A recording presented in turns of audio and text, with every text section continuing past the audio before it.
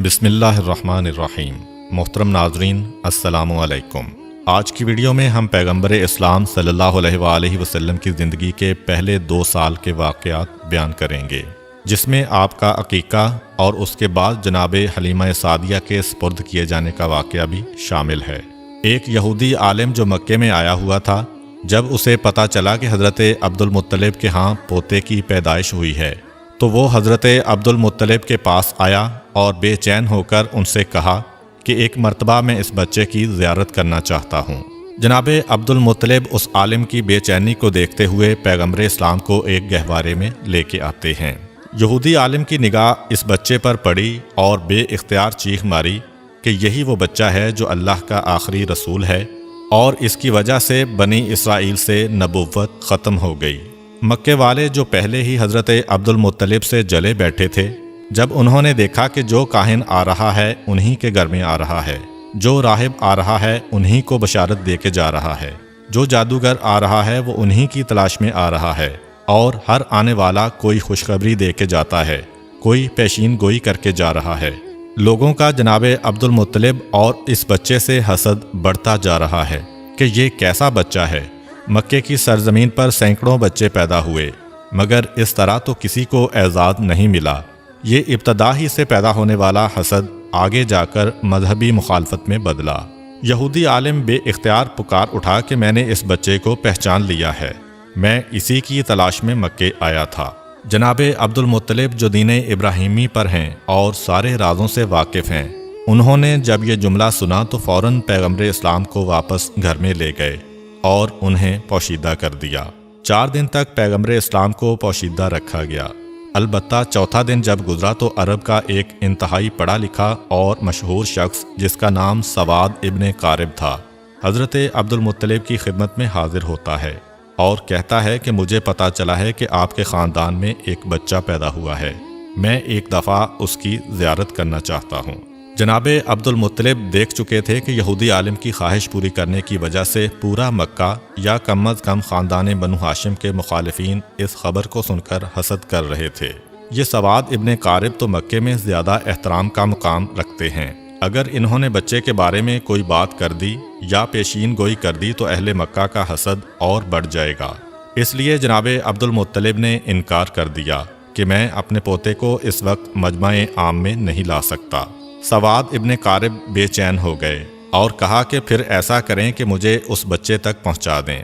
جناب عبد المطلب نے کہا کہ ہاں، یہ بات مانی جا سکتی ہے، میرے اور اس کے علاوہ کوئی نہیں ہوگا، اس کا مقصد بھی پورا ہو جائے گا اور حسد کا مسئلہ بھی پیدا نہیں ہوگا۔ چنانچہ اسے ساتھ لے کے جناب آمنہ کے مکان میں داخل ہوئے۔ جیسے ہی گہوارے کے قریب پہنچے اور بچے پر سے کپڑے کو ہٹایا تو ایک عجیب قسم کا نور سارے کمرے میں پھیل گیا۔ سواد ابن قارب پڑھے لکھے شخص ہیں، انہیں پتہ ہے کہ آخری زمانے میں کیا ہونے والا ہے۔ بے اختیار جھکتے ہیں اور اس بچے کے قدموں کو بوسہ دیتے ہیں۔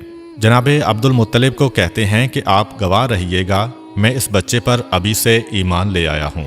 مجھے پتہ ہے کہ میں اس وقت تک زندہ نہیں رہوں گا جب یہ بچہ اعلان رسالت کرے گا، مگر آپ گواہ رہیے کہ میں ابھی اس بچے پر ایمان لا رہا ہوں، کیونکہ مجھے پتہ ہے کہ یہی اللہ کا آخری رسول ہے۔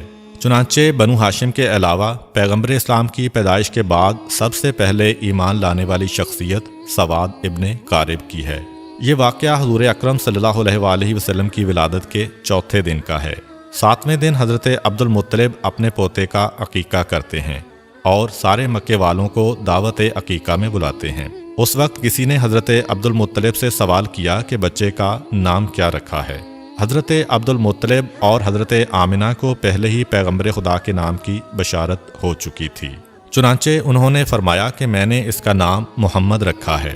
عرب کی سرزمین پر یہ نام نیا تھا، آج تک کسی نے یہ نام نہیں رکھا تھا۔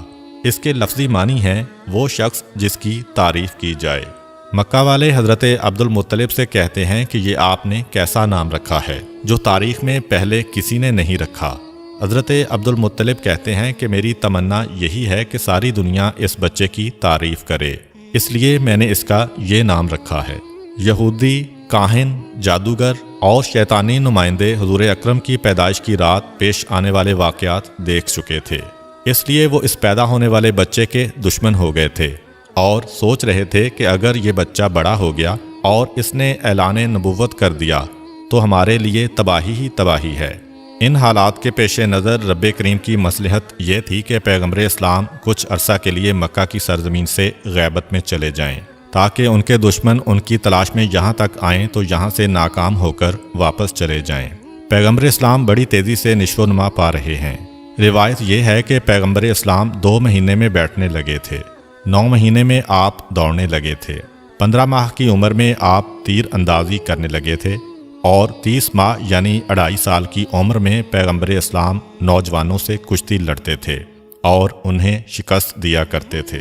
اتنی تیزی سے ہونے والی نشو و نما ایک طرف تو اعجاز نبوت تھی اور دوسری طرف یہ مصلحت بھی پوشیدہ تھی کہ آنے والا تو تلاش کرے گا کہ پچھلے سال 12 ربیع الاول کو پیدا ہونے والا بچہ کہاں ہے۔ اس کے ذہن میں یہی ہوگا کہ 1 سال کا بچہ ہے، ابھی چلنے کے قابل ہوا ہوگا۔ چنانچہ اگر پیغمبر اسلام پر اس کی نگاہ پڑے تو شاید وہ نظر انداز کر جائے۔ اس کے ساتھ ساتھ ایسے واقعات بھی پیش آ رہے ہیں کہ نہ جناب آمنہ کو کوئی کام کرنا پڑتا ہے، نہ جناب حلیمہ کو کوئی کام کرنا پڑتا ہے اور نہ دادا حضرت عبد المطلب کو کوئی کام کرنا پڑ رہا ہے۔ جب جناب آمنہ کی نگرانی میں رسول رہے تو وہ حیران ہیں اور جب بی بی حلیمہ کی نگرانی میں رہے تو وہ حیران ہیں کہ جب کبھی ہمارا دل چاہتا کہ ہم ان کو نہلائیں اور ان کے سر میں تیل ڈالیں تو ہم دیکھتے کہ کوئی ہم سے پہلے نہلا کر اور کنگھی کر کے گیا ہے۔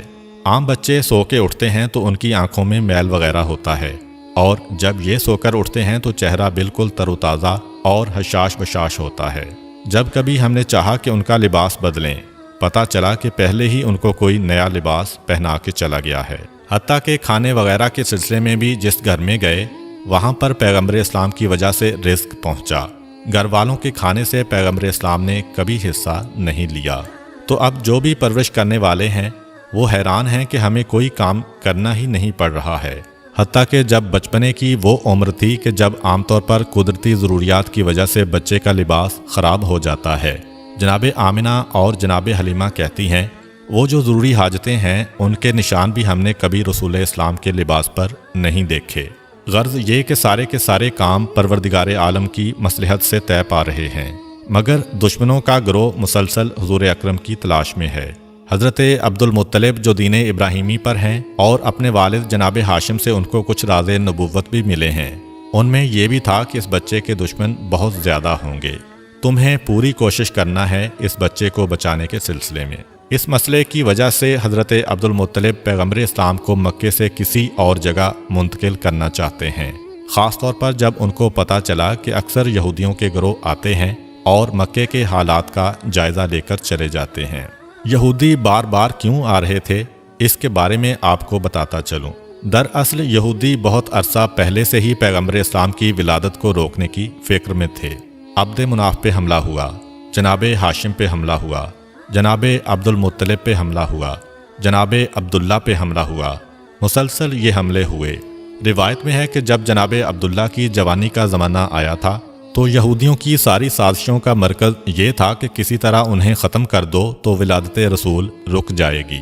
یہودی یہ پہچان گئے تھے کہ جناب عبداللہ پیغمبر اسلام کے والد ہیں، اور یہ پہچان حضرت یحییٰ علیہ السلام کے اس کرتے کی وجہ سے ہوئی تھی جو یہودیوں کے پاس تھا، اور جناب عبداللہ کی ولادت کے وقت اس میں سے خون نکلنا شروع ہو گیا تھا۔ انہوں نے سوچا کہ اگر جناب عبداللہ کو شادی سے پہلے قتل کر دیا جائے تو رسول اللہ کی ولادت نہیں ہو سکے گی، چنانچہ انہوں نے حملہ کر دیا، مگر وہ حملہ بھی ناکام ہوا اور اسی کے نتیجے میں جناب عبداللہ کی شادی جناب آمنہ سے ہوئی۔ اب جناب